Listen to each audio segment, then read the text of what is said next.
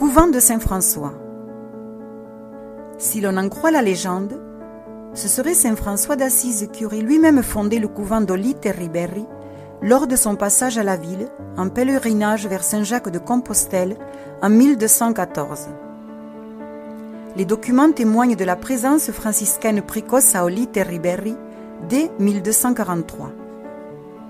Depuis ses origines, le couvent appartenait à la province d'Aragon, sous la protection de Navarre, et devint en 1565 la propriété de la province de Burgos. En 1745, le couvent fut transformé en collège apostolique pour former et envoyer des missionnaires vers différents endroits d'Espagne et d'Amérique.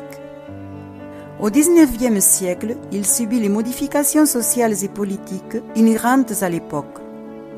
Il fut utilisé comme hôpital pendant la guerre contre la Convention en 1795 et la deuxième guerre carliste de 1872 à 1876. Il fut également témoin de la sécularisation des moines et de la destruction partielle du couvent pendant la guerre d'indépendance.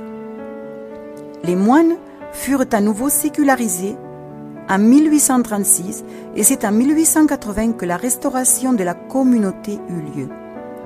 Depuis cette date jusqu'en 1976, le couvent a fait partie de la province de Cantabrie et d'Alansasu, comme maison d'études théologiques et philosophiques. Après 8 siècles de présence à Olite e Riberi, le 8 décembre 2014, la communauté franciscaine a quitté le couvent. Construction. La monarchie navarraise a favorisé sa construction au Moyen-Âge et la quasi-totalité de l'édifice a été reconstruit entre 1749 et 1763. Façade. Le blason de Charles III le Noble préside la façade conventuelle. Le tympan représente un calvaire d'une extraordinaire valeur artistique.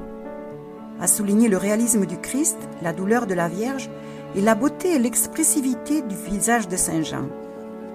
L'œuvre est attribuée à l'atelier de Jean Delhomme. Les armoiries de Blanche de Navarre et de Juan d'Aragon sont gravées sur les consoles. Intérieur. Le retable majeur, réalisé en 1773, est de style rococo. Il est présidé par la Vierge du choléra, objet de grande dévotion populaire, et le corps central est occupé par la stigmatisation de Saint François. Des peintures sur la vie de Saint François décorent la voûte et les murs latéraux.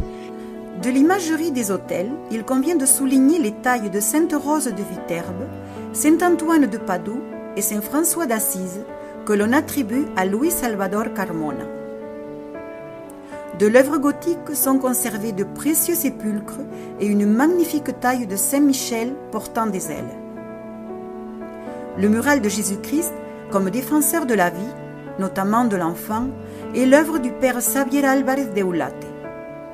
Dirigez-vous vers le portail de Tafalla.